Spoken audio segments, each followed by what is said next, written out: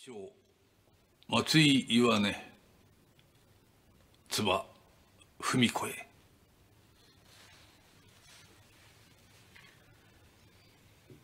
昨21日夜、マッカーサー元帥の命令により、明23日午前0時、当監獄内において公死刑執行の旨宣告せらる。かねて着せしところなれば何ら驚くところなく緊張せり。世は武家に生まれ、家職を継いで陸軍武官となり、累進大将に進み小三味に叙せらる。さらに軍一等甲一級の栄勲をかたじけのうし、一心の光栄にして切に高温の無給に感激しあり。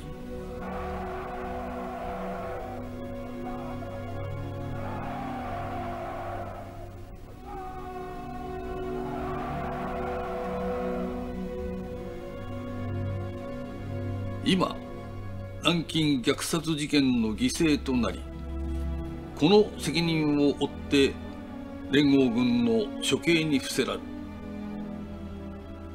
イワンや世は先に上海南京の戦いに多数の日華両国軍民を失いし者なれば、その責任上あまたの英霊の後を追って準ずることは当然なり、太平洋戦争は直接世の責任の他にあれとも、これまた日華事変の延長と見るべく、世の地位経歴上責任を免るべきにあらず、今や敗戦日本の醜態を暴露せることに関し、責任を自覚し一死謝することはまた自然なりと言うべし。顧みて思えば、世はこの度の死に関し、わずかも未練あることなく、これ天地神仏に対しても罪を恥ずることなし。ただ多年心と見落として志したる日華の提携とアジアの復興を遂げず、かえって我が国家100年のもといを動揺さしめたることは、遺憾の極みにして世の神霊は長く伊豆山の講和観音さんにとどまり、一心観音教に精進し、講和の大業を監守すべし。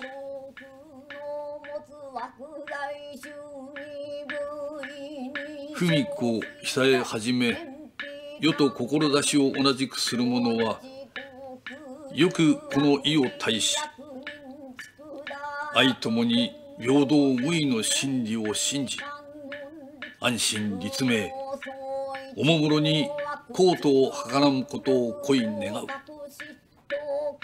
世の一家は現在の文子久江の後断絶せしむべし。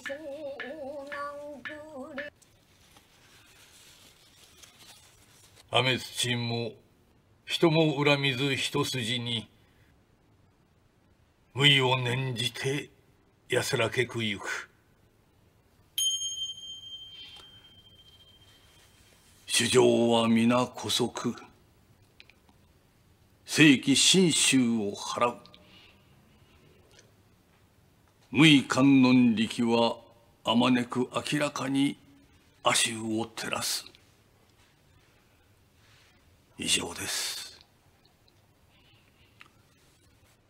子供なく財産もなし、今さら何も。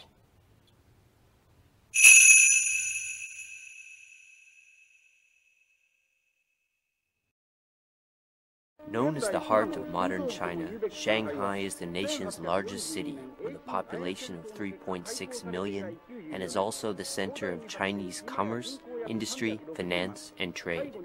Shanghai had been the center of foreign settlements established by the Western powers for their interests in China. Those settlements were used as the only safety zones in the country, which was in the middle of a civil war. With that as a background, the Chiang Kai-shek Nanking government had used Shanghai as the source of funding to unify the country. However, the government was manipulated by the Western powers, which were alarmed by Japan's economic penetration. Hence, the Nanking government had adopted anti-Japan policies.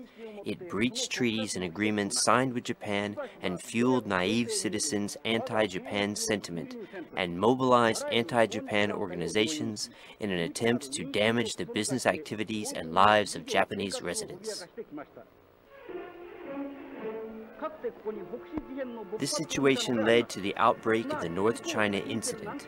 The Nanking government started a series of infringements in North China, resulting in the Japanese army to take security and self-defense measures to prevent further expansion of such events.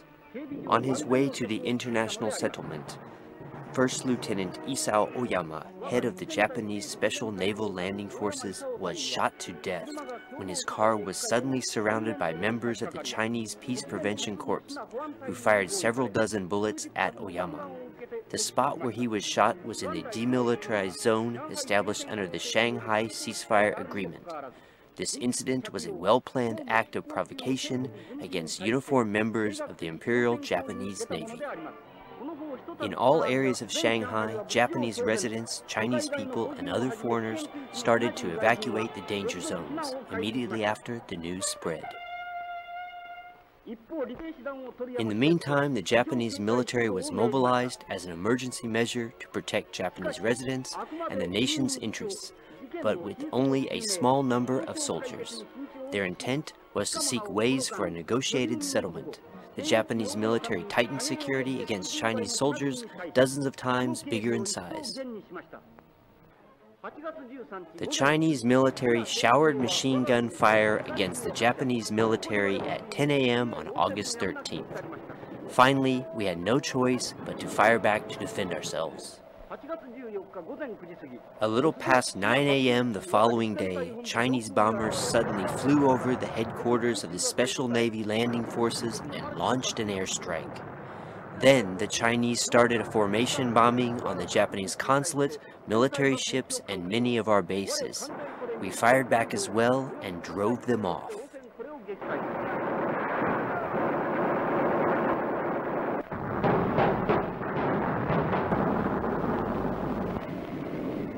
However, all of Shanghai City was thrown into turmoil as the Chinese military planes launched airstrikes even over the city's demilitarized zones.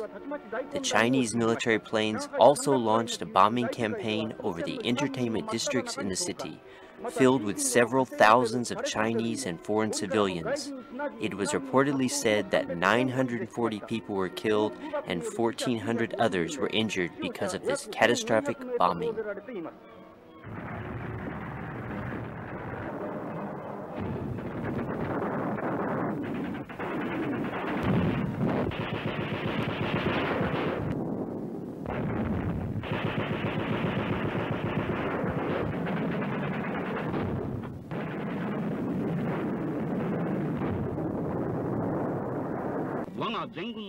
The Japanese military mobilized available resources and started marching toward the capital city of Nanking.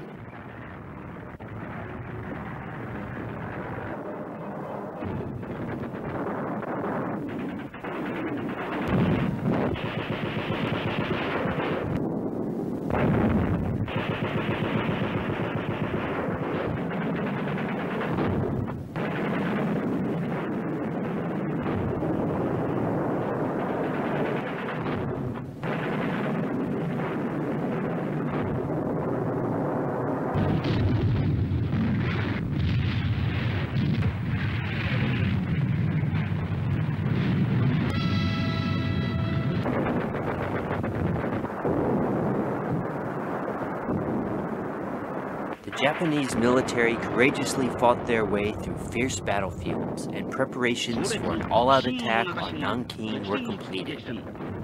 In accordance with the spirit of Bushido, our army notified the enemy to surrender. However, no answer was given. Instead, the Chinese military replied to us with gunshots.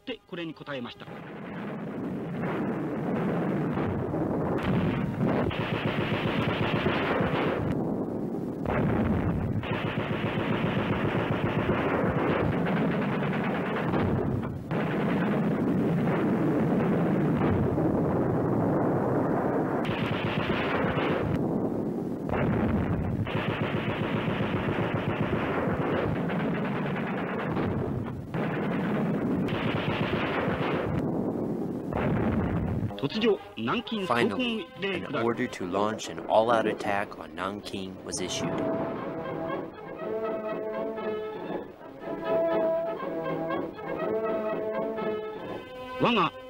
A task force from the Wakisaka unit succeeded in blowing up the Kwangwo Gate standing before Nanking. Wakisaka unit troops were the first ones to enter the city and proudly put up the flag of the rising sun.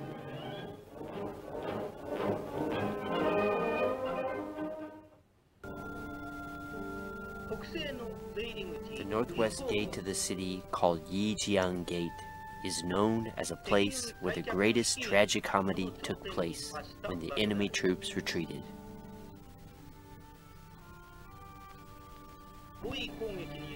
Encircled and attacked by the Japanese troops, the Chinese soldiers were desperately trying to find their way out. They had no choice but to flee to Shakwang from Yijiang Gate. Disoriented, the Chinese soldiers had no other option but to get away from the city walls, because the gate was shut by their fellow soldiers. They made makeshift ropes by tying various things like these to climb down the walls and make a run for their lives.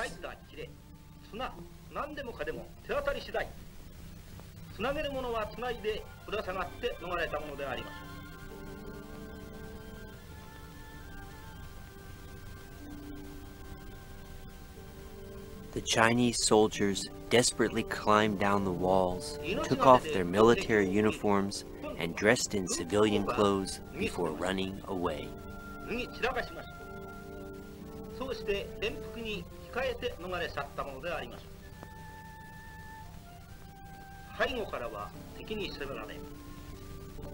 With the enemy forces charging from behind and their escape route blocked, with piles of sandbags from inside the gate, the Chinese soldiers lost their way for retreat. It was a losing battle for them in a very miserable manner.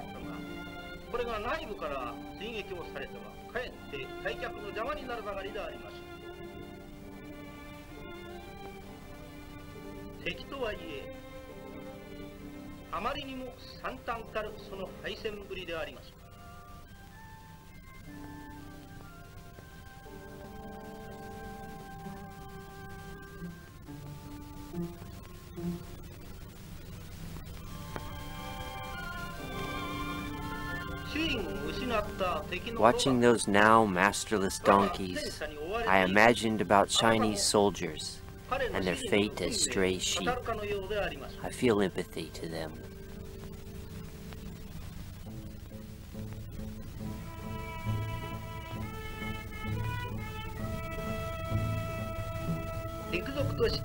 Among brave troops who entered the city, some soldiers bearing honorable wounds were carried on the shoulders of their buddies.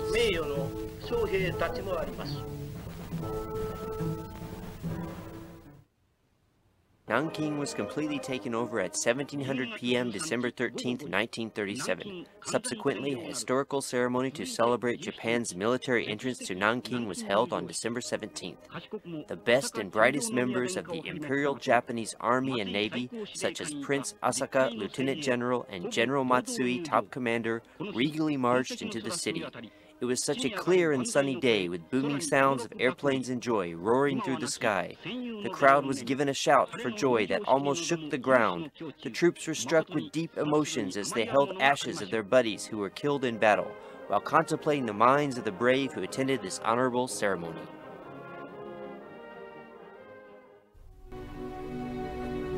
Nanking入城の後、慰霊祭の時にシナ人の死者も一緒にと私が申したところ、参謀長以下日本軍の指揮に影響するとの反対もあり、時間的制約もあってできなかった。日露戦争の時に私は大尉として従軍したが、当時と比べると武士道とか人道とかいう問題では変わってしまっていた。それにせっかく敵の人を陥落させ皇軍としての誉れを輝かしたのに、興奮した一部若手将兵の間に忌むべき暴行を行ったものがあったらしく、これは自分の甚だ遺憾とするところです。17日南京入城後初めて憲兵隊長よりこれを聞き、各部隊に命じて即刻厳格な調査と処罰をしました。自分の日記には南京でのシナ人強姦に関する一将校と多分3人の兵の軍法会議に関するものが記されていた。将校は死刑に処せられ、兵は投獄されたと思う。裁判の判決についてはいかがですか？法廷で私が証言した通りです。品川は数十万の非戦闘員が殺害され、13日の占領直後、南京は火災略奪にあったと言っておるが、それは絶対に間違っている。自分は名誉に誓ってこれを明言できる。The headquarters of the 88th Division, which served as the Nanking Defense Force, was used as provisional POW camp. Prisoners had to undergo a close examination for their weapons, bodily features, and use of languages, which indicate if they are soldiers or civilians. There were items such as Czech machine guns and other weapons, as well as Chinese military banners, which were confiscated from Chinese troops. Japanese troops gently treated Chinese prisoners of war.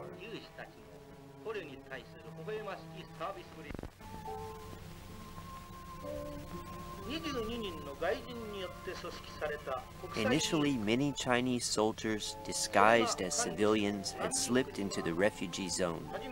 It was supervised by the International Committee for the Nanking Safety Zone, which comprised of 22 members from foreign countries. These soldiers carried weapons and ammunition, but refugees must have been greatly relieved to be protected by the Japanese military, because the Japanese military was engaged in a mop-up operation for such Chinese soldiers. The refugees made and put up makeshift flags of the rising sun. Some of them made friends with Japanese troops. Look at these people. Look at these children. Needless to say, our brave soldiers did not fight against these people.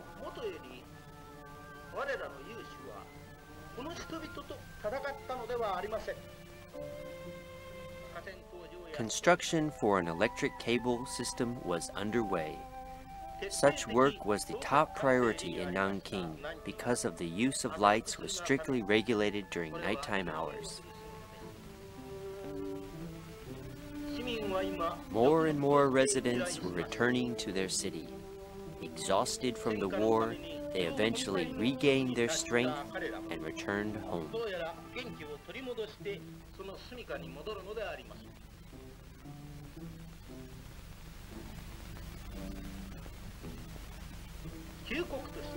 As an urgent message from Japanese military authorities, posters were put up around the city to encourage residents to register for a certificate.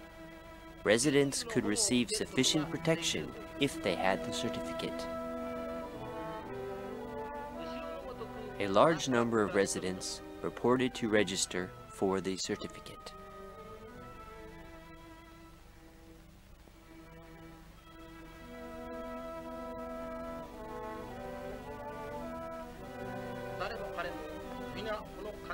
Date of birth, physical appearance, and other information were carried in the certificate. Each of them looked as if they could feel at ease as long as they had the certificate.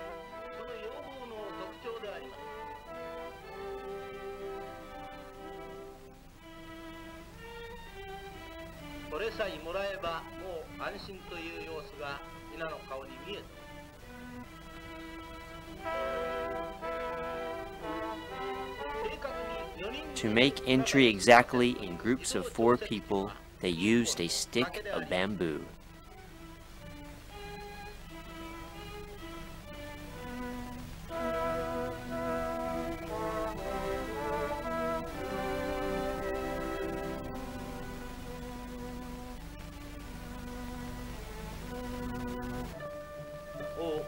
We Japanese needed to have kadomatsu ornament to celebrate New Year's. Even in the capital city of the foreign country, volunteers from each troop made makeshift kadomatsu and put them up at the gates.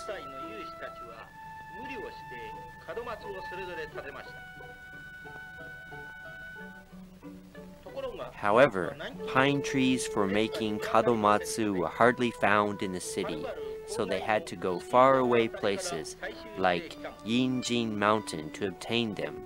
It seemed that the ornaments are complete, and they are finally ready for New Year. Then the logistics troops received an ornamented barrel of sake, flattened rice cakes, mikan oranges, dried squid, kelp, herring roe, miso paste, soy sauce. Tons of New Year delicacies were prepared and served.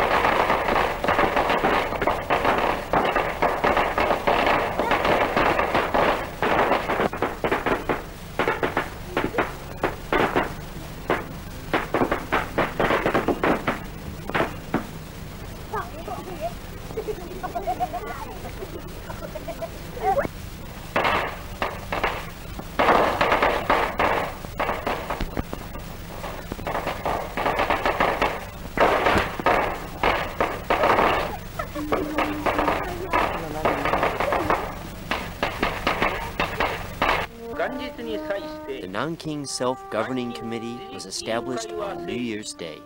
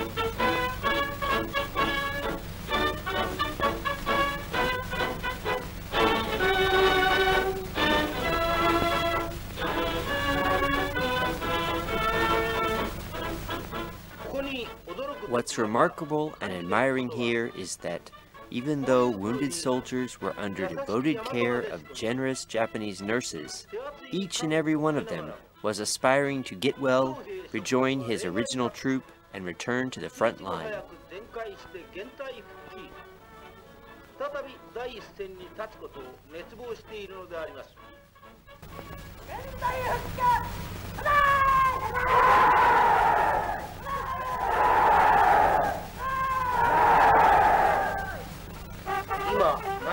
Leaving the walled city of Nanking, where were these troops heading to? Their war was not over yet.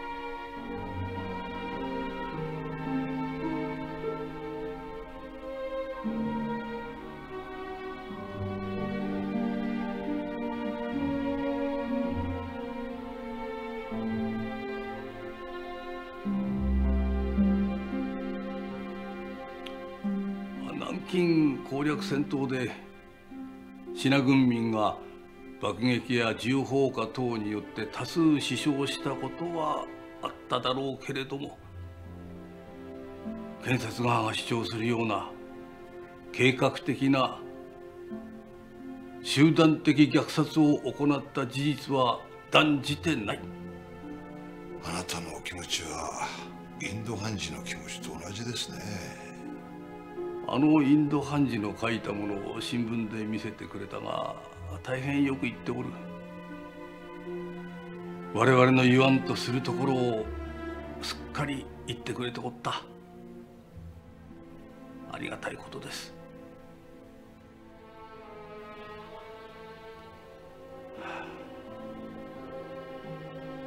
長く生き過ぎました。私だけでもこういう結果になるというのは日本とシナのためにもいいことでしょう。このまま往生したい。